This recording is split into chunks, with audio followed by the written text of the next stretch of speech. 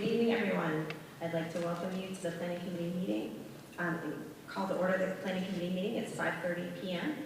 We will do roll call in alphabetical order. Don Davenport. Here. Terry Goodrich. Sean Kennedy. Here. And Michelle Boudreau here.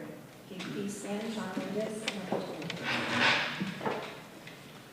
I pledge allegiance to the flag of the United States of America and to the republic for which it stands, one nation under God, indivisible, with liberty and justice for all.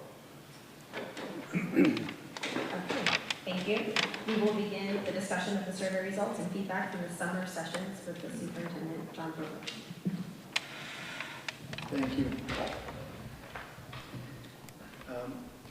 I'm just going to repeat the report I gave to the school committee on the summer sessions. So for some of you, maybe for all of you, this will be repeat. Sorry for that. But for the public, so first of all, I want to thank Erin for taking notes at all of the meetings.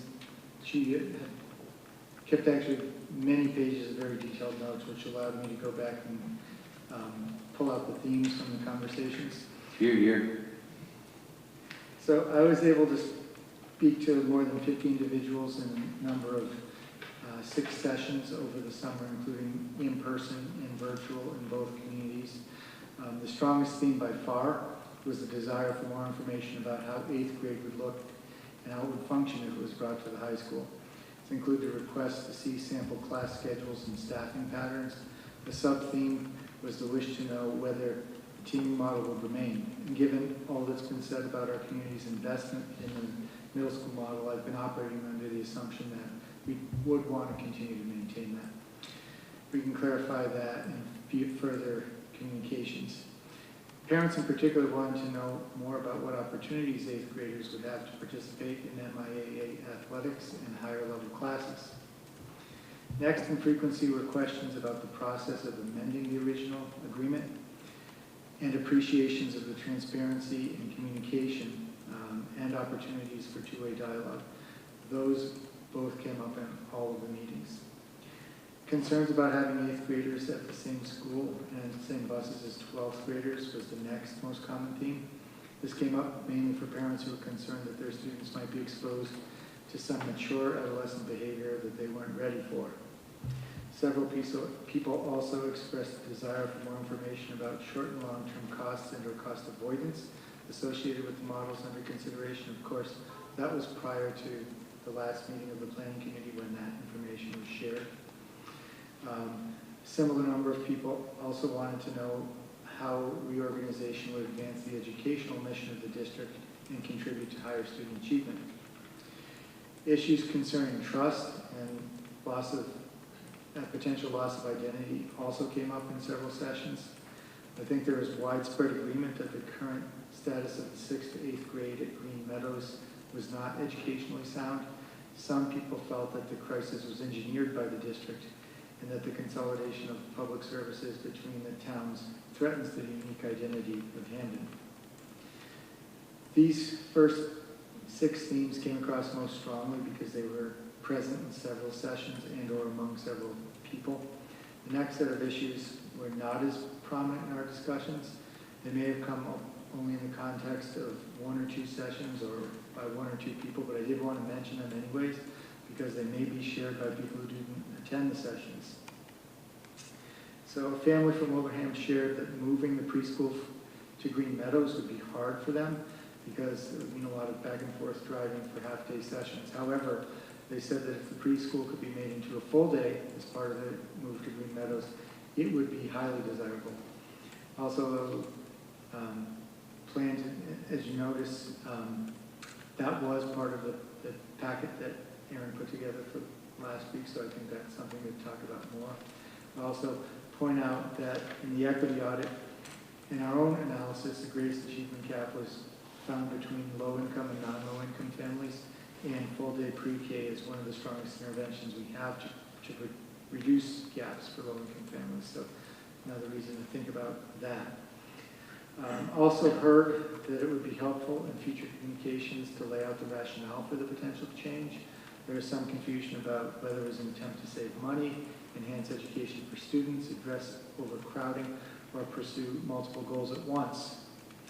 And there's a request for the planning committee to take another look at overcrowding at Wilbraham Middle School, see if it could be resolved by moving 6th grade from both towns to Green Meadows rather than moving the 8th grade to the high school. Finally, there was a question about whether we were correct to assume that there was no appetite in Wilbraham to support a building project to address overcrowding in its school. So that was sort of the qualitative data. I'll pause there before getting into quantitative data if people have questions or discussions about that.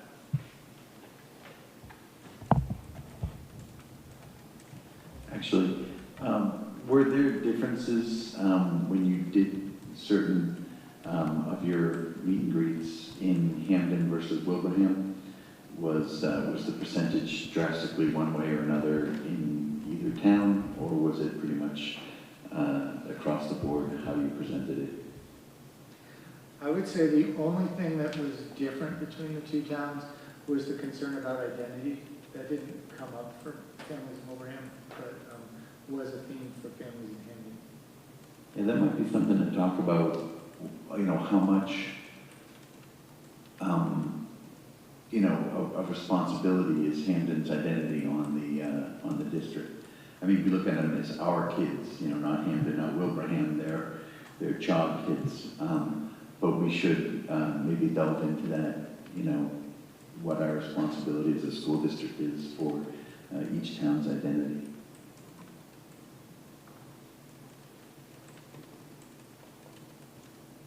You want me to say something? Sure, I like. I think the responsibility of the school committee is to the children, not the identity of the town. And I'm only speaking as an individual who's lived there 54 years. We do like our town. We do like the way we are, kind of more rural and more old-fashioned, if you want to use the term. But it's about the kids. This is about the kids. And we're having new families move into town all the time. You know, people my age are starting to move out one way or another, either carried out or moved out. and young families are moving in, and I think it's about the children. So I think that's where the school committee has to stay their focus, and we'll worry about the identity ourselves. Thank you. Okay, moving on to the survey responses. So at the end of the school year, the planning committee had requested a survey of the school community. That went out, actually, I believe it was the last day of school, and then was kept open through the summer, and then there was an attempt to gather some more responses this year by having principals include the survey link in their back-to-school communication. So we get a few more in the fall, but I think by far most people who wanted to respond were the early responders. In the end, we had 270 responses. We received responses from many communities and from all of the schools. So just over 60% of those who responded were from Wilbraham, 20% were from Hamden, and 20% were from other communities. About 2/3 were parents or caregivers, about 1/3 was district employees, and among the parent caregiver group, those with children in each, there were employees with children in each of the schools in the district who responded. By far, most of the responses came from people who were connected with the middle school. And we can see there's a table.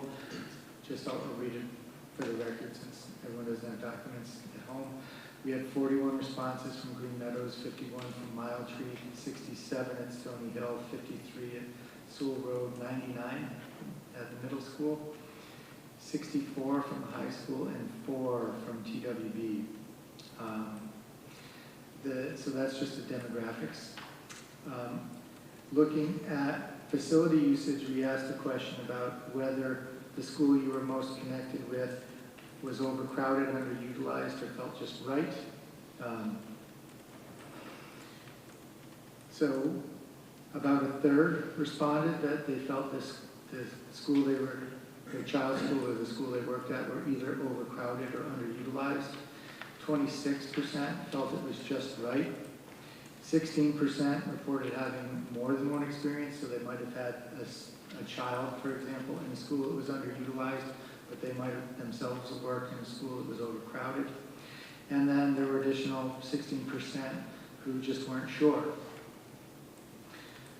Next, we asked about support for regional agreement modification. We did include in there information that at the time all but 6 Hamden students in grades 6 through 8 had transferred into Wilbraham, so that might have pushed things a little bit, but we had an overwhelming response of agreement. More than 80% said the agreement should be changed.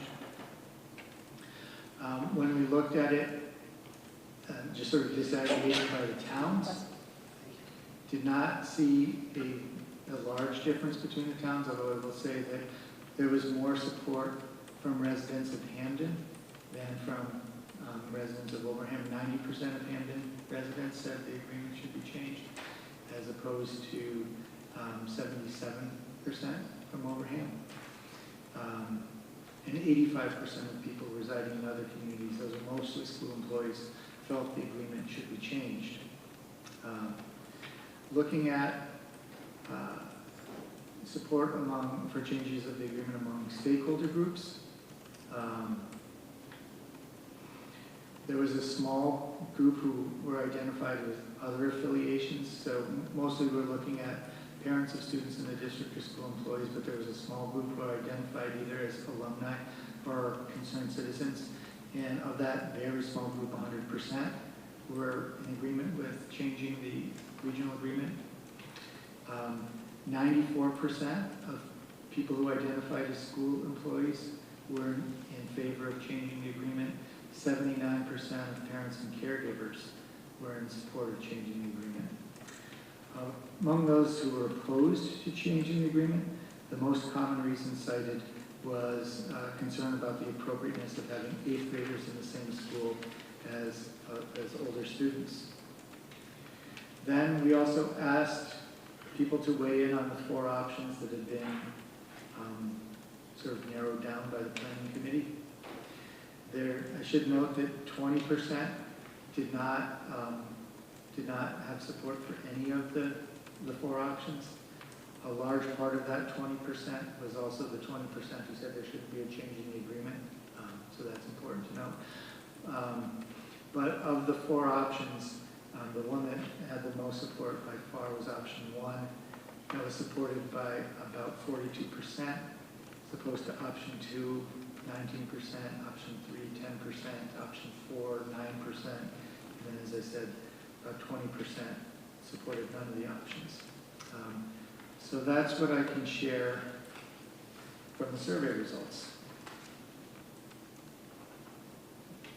Were the none they supported none of the options, or they just didn't answer?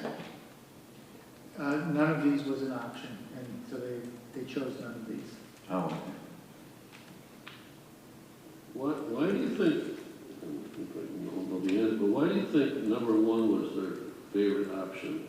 And I ask that because, you know, you're only spending 2 years in one school, when the other 2 other options give you 3 or 4 years, right? Second, third, fourth, 4 years. I think it really is a concern for equity. One of the things that came out, I guess it could even be a sub-theme, in my conversations with folks over the summer was how many divisions there are besides just divisions between Hamden and Wilbraham. And there was a real concern that if we went with a sort of wider grade band and had like maybe one school for the north side of town and one school for the south side of town, that one school would be markedly better and the other would be worse.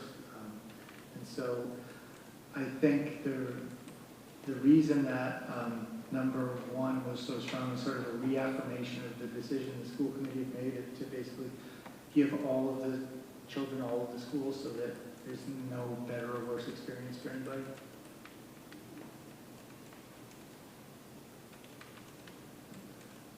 Yes. There was some concern. I was at one of those meetings and I've talked to some parents.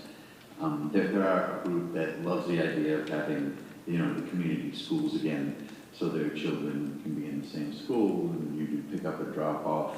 It's just one school rather than 3 or 4.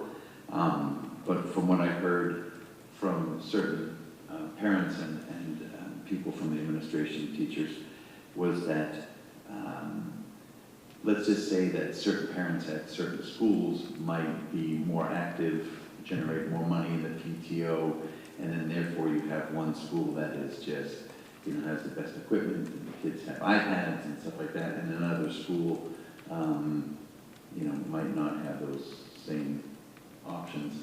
So you could have one child who's in, say, 3rd grade at one school, having an amazing experience, and someone at another school not so much.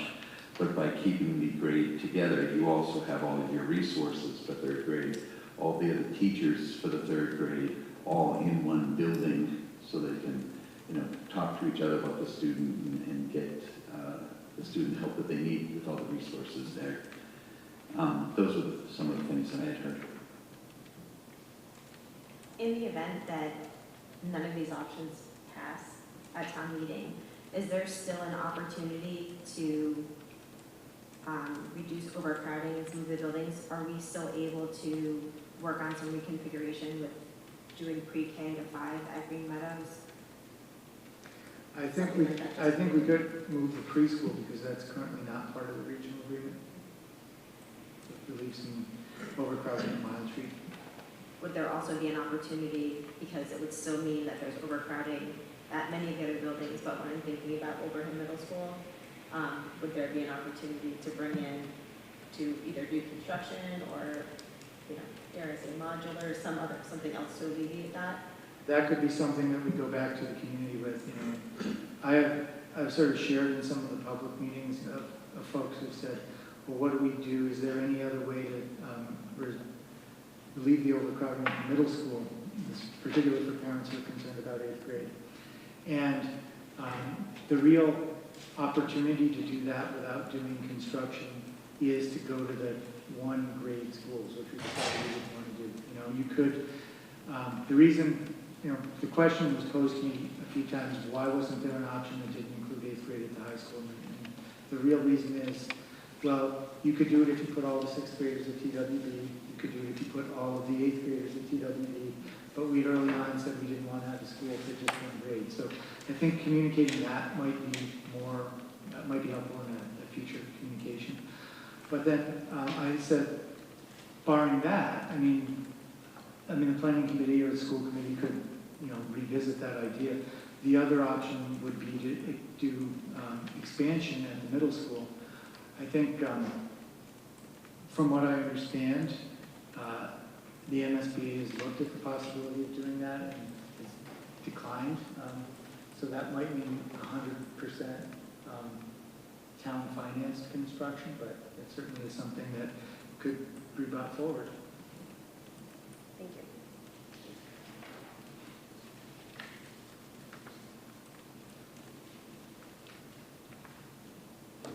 Anyone else? Okay, we'll move on to the regional agreement. Okay, and since our last meeting, we did get responses from the state. As you can see, a very comprehensive review of our regional agreement, and they gave us markup on all the things that would need to be changed in order to get their blessing. So just a few things, I guess, maybe that stood out to me when I was going through this morning. Some of this stuff is minor, but some of it is not so minor. One of the things is about the 1 person, 1 vote. So again, we'll have to work with the towns, and with your permission, I'll get back to them on that, because they did ask for more information about the current census in both towns to determine the school committee representation on the committee. So that's something that will have to be addressed. I guess I realized we were probably doing something wrong in the reorganization meeting of of the school committee because we got some feedback that the election of the chair and vice chair should be by ballot rather than voice vote. So that's something to be changed.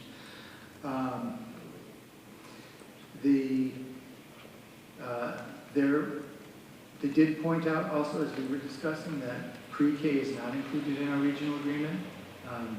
They noted that pre-K is included on the DESI profiles for the schools. So I think I have to do more communication with them, but I think the suggestion is that pre-K probably should be embedded within the regional agreement. There were a few things that came up around the assessments. One has to do with transportation and whether transportation should be sort of dealt with as a separate assessment, a separate line on the assessment to the towns. It's not now. We line it out in the colored sheet that we provide, Oh, yeah. so it's assessed at exactly the same sort of per student rate. So it's a little academic. I mean, it's an operating cost, it fits within, but it is lined out on the colored sheets we provide. But they're asking for it to be what? Not really sure what they're asking for here. I mean, it seems a little academic to me because it is an operating cost. It's part of operating the district, and as long as it's part of the overall operating assessment, it shouldn't change. I guess what I'm getting at, they're not saying,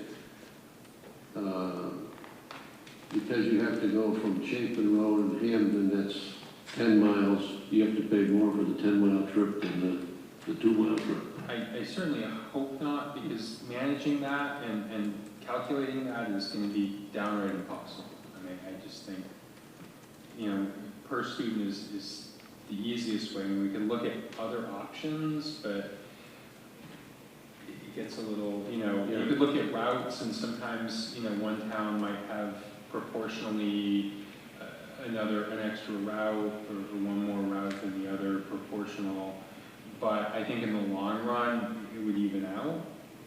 And, you know. And they should probably just look at where it could be broken out so they. Yeah. Thank you. This one is a might, not a must, so I think it was just to bring to our attention that it's something that we could consider while we're looking into the whole agreement. Excuse me, is the pink and the blue mean anything? Like there's some mights and some musts? I presume they're different commenters, but I don't know. Oh, Yeah, yeah, blue is GM and LCM is. Oh, I see, okay. Yeah, I think I that's thought you had Green Meadows, but, okay. I think it's Michelle. That's a good hypothesis. Yeah. One item in section 4, where we're talking about the capital costs of Minnetonka High School, they point out that we didn't have anything about debt service on it, and so debt service obligation should probably be added to the new agreement.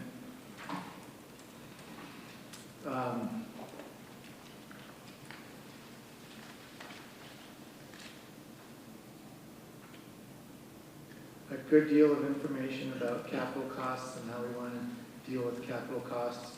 One item that came up around that were capital costs of other items that might serve the entire district but are not really currently outlined. The only one I could think of earlier was the shop building that we have that basically provides custodial services for the entire district. It sits on Minnetonka campus, and so right now it's folded into the Minnetonka, I think. Yeah, Is that correct? and we kind of fold that into.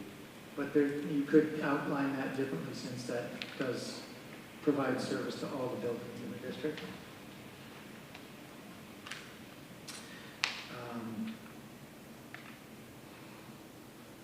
One of the things that also they pointed out with assessments was vocational costs, and the cost of vocational students could be another line in the assessment to each town. Right now, you basically just fold it in and run it through the formula. But under the law, I believe another option is to charge each town directly for its vocational students.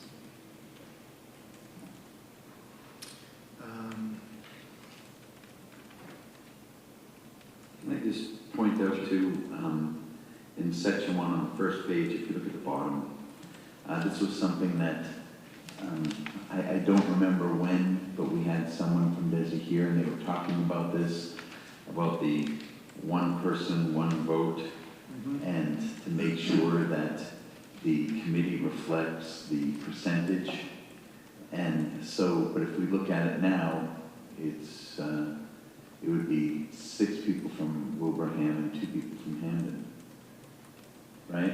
Well, one of the options is you can weight votes, and I actually did the calculation for John earlier this year out of concern for that. So my last district, we had 5 towns with vastly different and changing formulas. So I just wanted to make sure that we were weighting things properly. And as it stands, I don't believe there's any need to change the either structure or the weighting.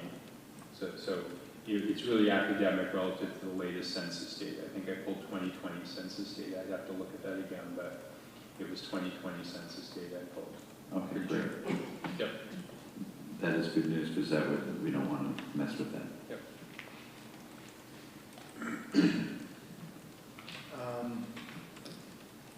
In amendments, one of the suggestions was that we have language here that talks about an amendment being able to be brought up by the school committee or member towns, but it doesn't say the process. So they're suggesting some kind of language or threshold by which an amendment could come forward.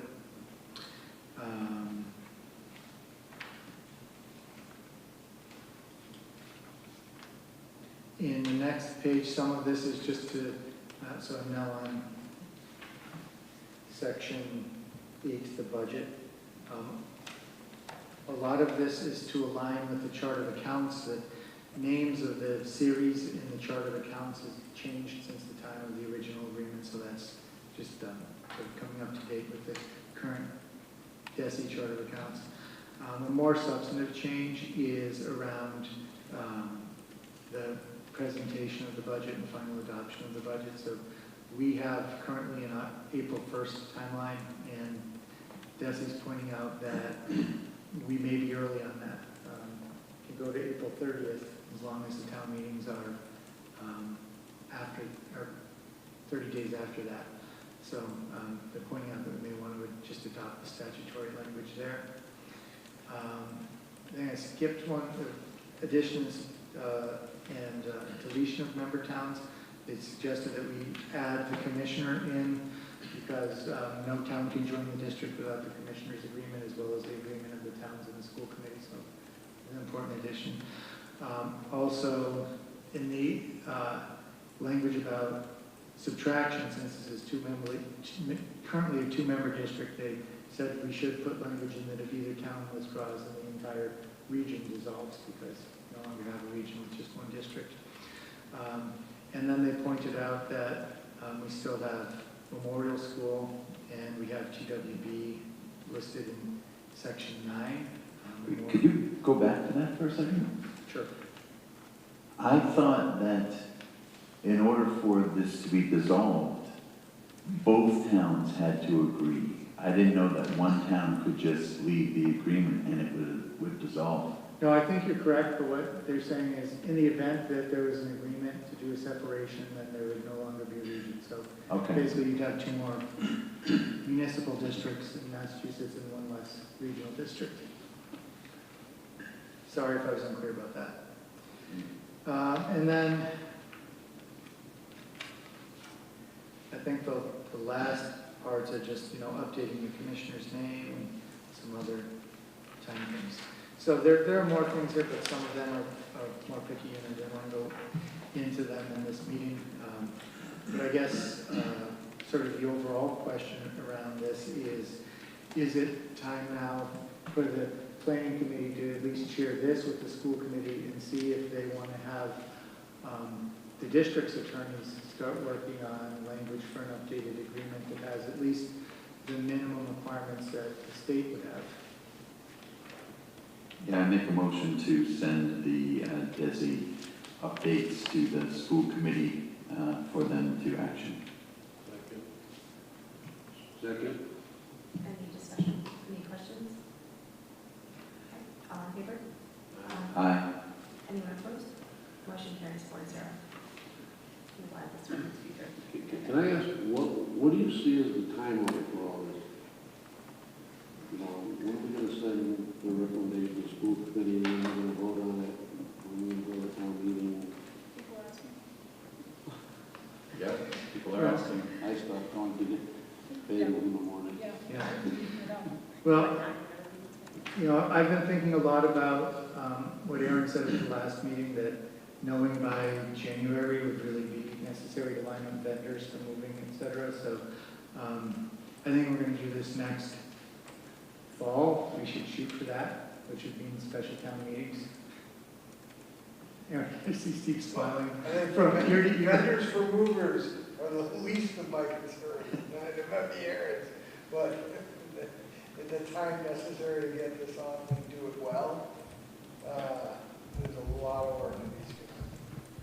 Do you see the fall being doable? You're talking September 2024, right? Correct. Yes. Yes, sir. You do? Yeah, John. Yes. We had talked at one point about recommending to the school committee that we bring some things to the fall special town meetings to vote on, and then some later, or that we're going to do it all at once. I don't remember. I remember there were two different thoughts on that. Is that something that is prudent to discuss? Have you closed your warrant, Greg? Yeah, so their warrant's closed, and we're closing ours next week. Okay. For special. Yeah.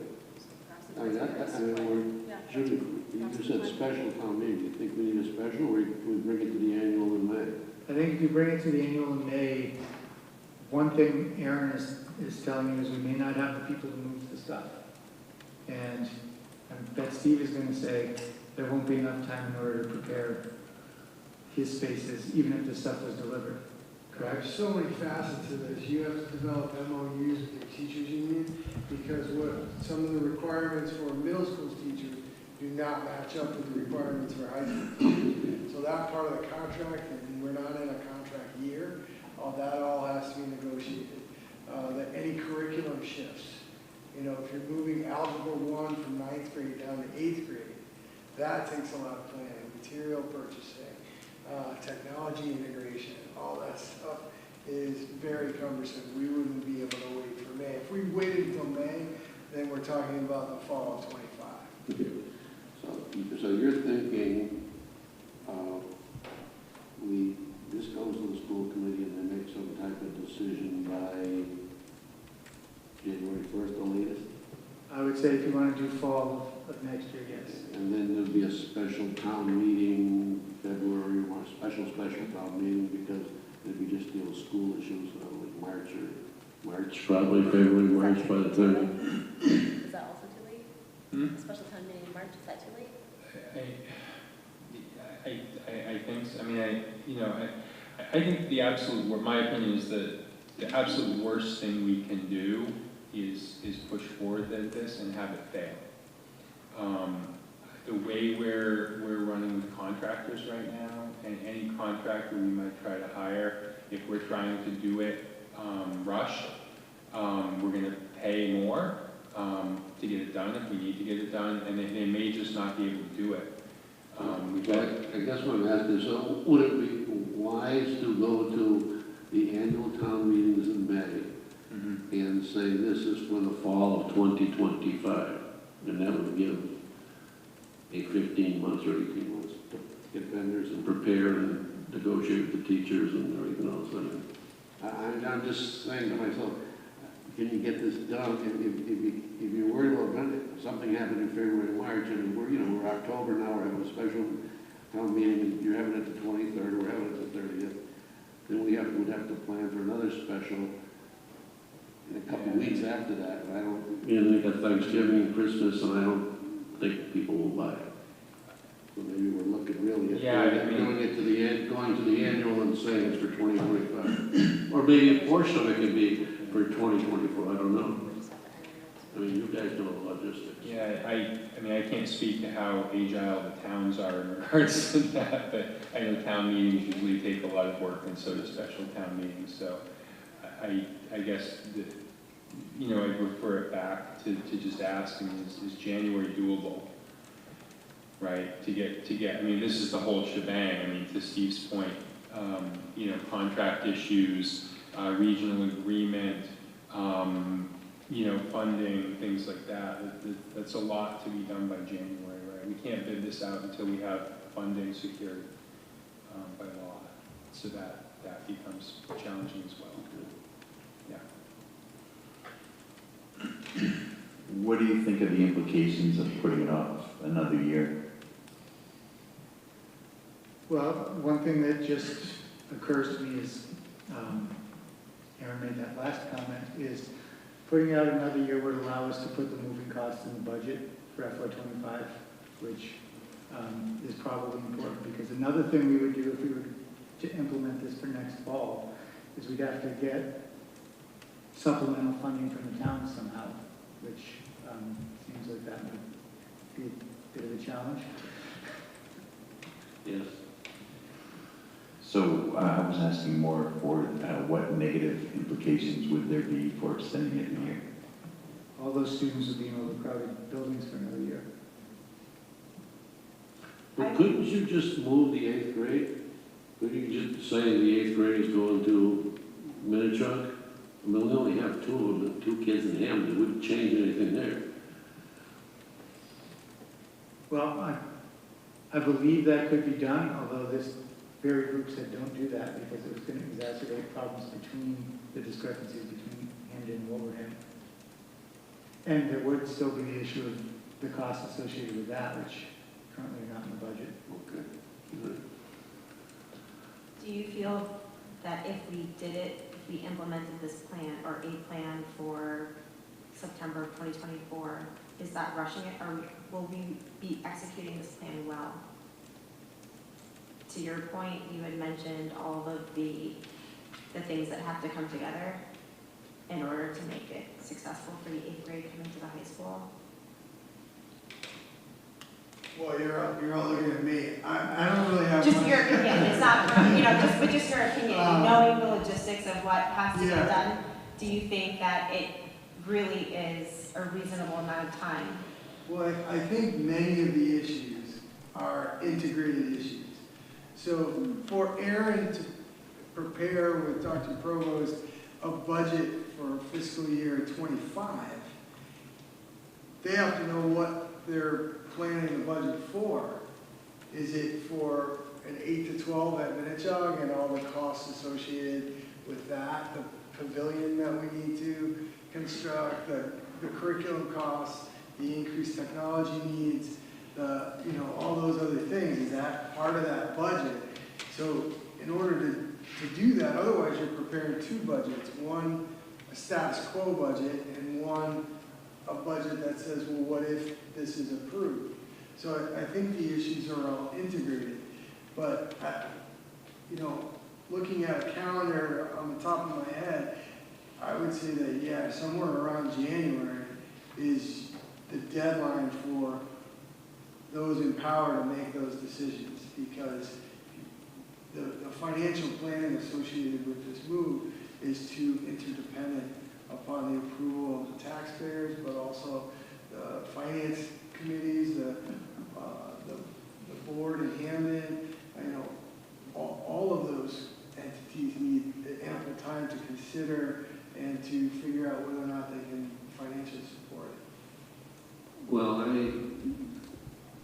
live by the rule that there's nothing worse than a good plan implemented poorly. So, I think, and we've got to really understand that how this could be done in that time period. And I think we're probably looking at town meeting in May to, present it properly and then tell the people next 2025 this is going to happen. And next town meeting, we're coming to you for money to move this and do this, and, you know. If they're running behind, if we have people running behind schedule. You know, then we're against the wall. I'll also just say, I do think it's going to take some time to work through all of these issues. You know, have to get to a level of agreement with what, I mean, I would imagine there are going to be a number of sort of tri-board meetings between the school committee and the select boards to figure out what language they want to adopt and what they want to modify, what they want to leave the same in the final instrument that they put forward for a vote. Now, do you foresee going to the town meeting, asking the town meeting to vote on one of these options, or just going to the town meeting and saying, this is the, you know, we're changing the agreement to do this, and the school committee will make a decision on what the configuration is? I think since you don't have ranked choice voting, it should just be one option, because otherwise you could have a number of different options that all have enough support, that have some support, but none of them have majority support. And the school committee would decide on what that option is. In my view, yes. If I can just bring a little reality check here. So there are some on the committee and in the towns that were saying that, you know, the first time that we met at this committee, according to my notes, was January 24th. And we had the strategic plan updates, and we knew about this in September, but we just couldn't get representatives from the towns and stuff to commit, and, you know, there was some hurdles. So I just want to just show that I believe we could have made the 2024 timeframe, but I think that the pace at which we are moving, at least in this committee, of which I'm a part of, and I'm holding myself responsible as well, that I don't think that fierce urgency of now was something that we took to heart in this committee, and I believe that there will be some people out there, a lot of people, some people on the school committee, some people in the community, that would say that we maybe should have, you know, been more forthcoming with meetings and getting information out and making decisions and such. So I just think we should, you know, yes, you know, the way, at the pace that we're going, 2025 makes sense, but I do think that we are going to take it on the chin for if we decide to push it off from 2024 to 2025.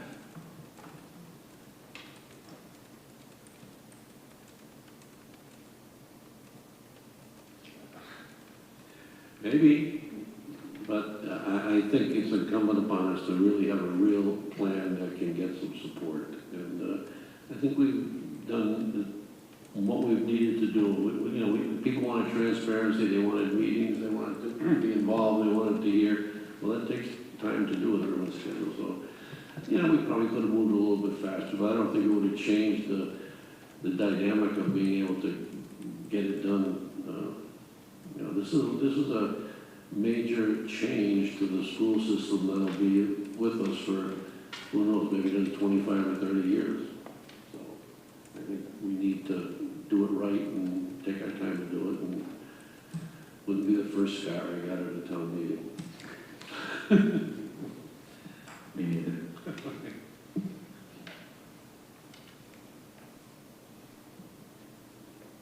Does anyone have anything else?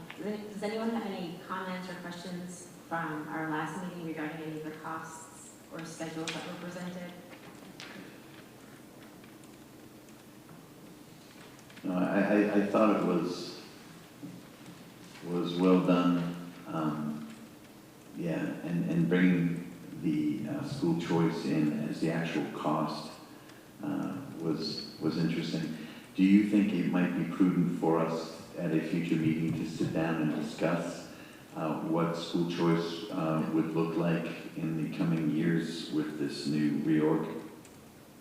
So we can see what actually is the cost is there a way that we can continue with some school choice in a way that benefits the communities and the district, but does not hurt?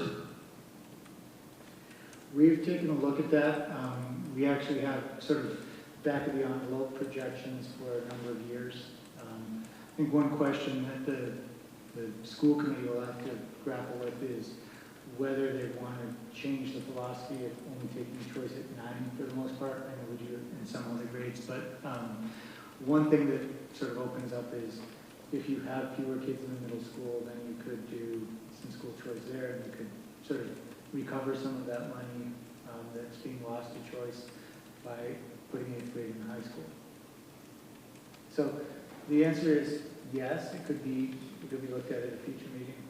But Great. we wanted to really make sure that we were clear about the impacts for next year if it was going forward next year. I think the first year that we implement whatever it is, we have to say no choice that year because it'll be hard enough just to do this, and the high school will be full, whether it's 24 or 25. But there are some smaller classes coming up that we might be able to do some choice recovery in. Yeah, I understand that the first year will be difficult, but then let's really, instead of on the back of the envelope, let's type it out.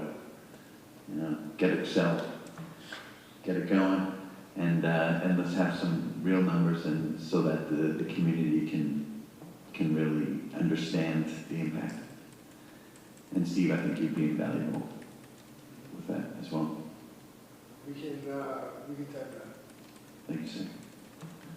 Are you going to give the regional agreement to the school committee council to look at? Well, bring it to the school. I think that'll be the question on the agenda for the next school committee. Absolutely. Yeah. Do you think there might be, just a quick one, like, whether it's us or the school committee, do you think a line-by-line reading with our attorney present that maybe some things can easily be, yes, this is fine, this is fine, this is fine, and then the ones that we need to, you know, is that something that I guess the school committee should do, right? Maybe. I think that it could happen that way. I think the school committee could designate someone to work with the attorney to bring forward something with, you know, most of the easy ones filled in and then some questions left for the whole Right. committee to answer. Okay, thank you. Going back to the survey, when you said 90% of the people in Hampton were for changing regional, did they give a reason? No, it was just a yes/no question. What are your thoughts there, John? I don't know. I'm not surprised that I actually, but there's a different dynamic than from the last time, and it's been handled differently. And I think the outreach and what we've done and that stuff has been very important for people to understand.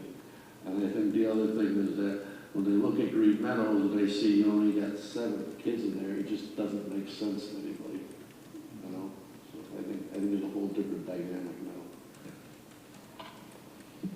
That's an excellent point, thank you. Are we still planning to tour the school at the gate? We have a draft agenda for the 8th, which is the first day, so we'd miss a few afternoon sessions potentially, but in order to not give everyone another night out.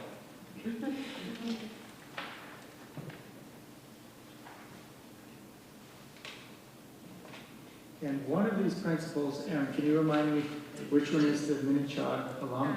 The one from Dennis Yarmouth, Kendra Bennett.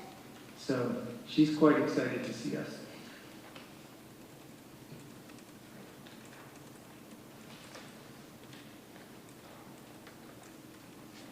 So if people want to travel out the night before, just let us know. We can get you a room on the Cape so that you don't have to make the commute for 8 o'clock to Barnstable.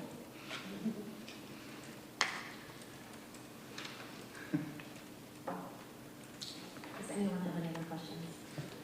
Just one quick thing, does this 2:30 time interfere with any of the things for the MASS and MASC? It does interfere with some of the afternoon sessions. I think afternoon sessions begin around 12:30 or 1 o'clock. But none of the voting?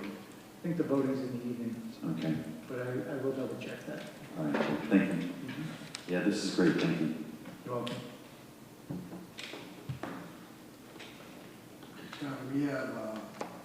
We developed a frequently asked question document from the teachers at Green Meadows, Wilbraham Middle School, and Minnetonka. If Aaron can give me the email addresses of these principals, what I'd like to do is send them that document ahead of time to speed up the efficiency of the meeting. Great idea. And we have a teacher from Wilbraham Middle School joining us on the trip. Great. Excellent. Now, only one teacher from Wilbraham, so do we have from the other schools maybe? We only have 2 spots. Oh, okay. Me and that teacher. Okay. Can I just ask why only 2 spots? Do you think we could have more people come from their teachers? I think we had said that we wanted to have no more than 10. I think we at this point have maybe 5 from the planning committee plus me, is that correct? Steve and you and the other teacher. But, so we could fit a couple more then. Oh, you know what, though, we were at Timka's, Michael said he was not Terabasi, so he's coming, and Cheryl. As well as school Because committee they'll be members down there. at the like their MASC conference as well. conference. And I believe Mr. Murray would like to come as well. Because they're down there for the MASC. Okay.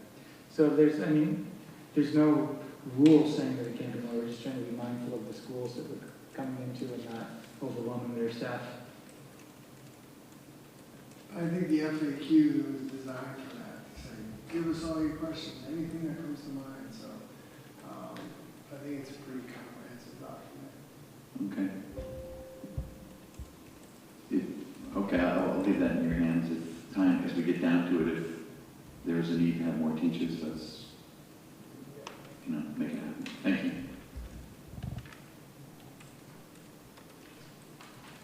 Can we talk about the next meeting? Unless anyone has anything else. Are people available October 10th at 5:30? We'll be having a snack on the meeting, I think, because it's a holiday. Okay. My apologies. Oh, and the 9th is Columbus Day. Yeah. So we can either go to the next week, the 17th, or if people are available the 11th.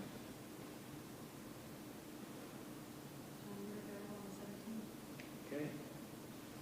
17th? 17th is good. So our next meeting is October 17th at 5:30. And do we want to keep it in here? Or? Yeah. Thank you, Steve, for being here. Yes, May I have a Steve, motion thank to you very adjourn? much.